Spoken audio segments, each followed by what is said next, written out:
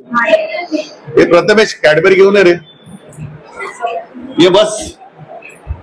कशी आहेस तू? कितवीला आहे तू? हा किती? 7वीला ना. मोठी कॅडबरी घेऊन तुम्ही इथे बसा ना. तिला कुठे उठवताय? मम्मीला ओढू की नको ओढू? नाही ओढायचं. आणि बाबांना? बाबा म्हणजे आजोबा. अच्छा बाबा म्हणजे आजोबा. ओके. तुम्हाला 10,000 दिले? हा ह्या महिन्यात आता काल दिले. हे काय आणलं आता परत? मी घेतले आणि हे परत ठेवा परत. नाही काही नाही मला काही नको. खाली ते वॉचमॅन आहेत ना त्याला द्या. विषय फार महत्वाचा होता की हायकोर्टाने यांची डिवोर्सची केस होती आणि हायकोर्टाने निर्णय दिला होता की यांच्या नवऱ्याला 20,000 पोटगी द्यायची होती. दर महिन्याला 20,000 मेंटेनन्स द्यायचा होता. आणि मग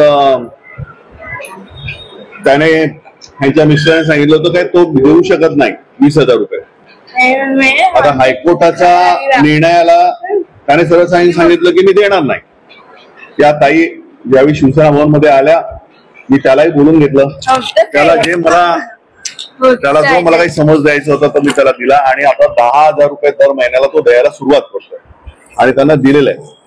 तर ज्या दिवशी तो परत पैसे देणार नाही मला फक्त फोन करून सांगायचं. आता हॅपी आहात ना तुम्ही? आता 10,000 काही ना काहीतरी मिळते की नाही? काहीतरी मिळतं. आणि सर काय झालं 15 दिवस माझी हालत खूप टाईट होती कारण हिला ना फिट मला म्हणजे नाही होत. आता नाशिकला मी गेलेली. एका गोळीसाठी मला नाशिकला जावं लागलं.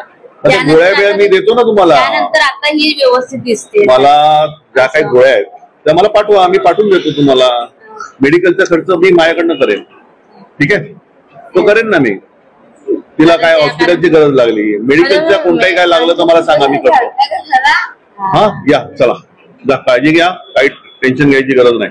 एक बहीण म्हणून एक गोष्ट करू. चला या लगेच करा.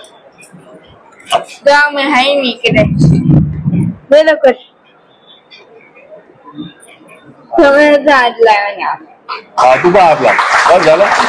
अरे काय एक गरीब बहीण. अरे गरीब बहीण कसली? मला तुम्ही रडवणार का? मग मला पण रडायला येणार असं काही तुम्ही करत जाऊ नका. चला या तुमचं काम झालं ना. चला या. थँक्यू. धन्यवाद धन्यवाद धन्यवाद.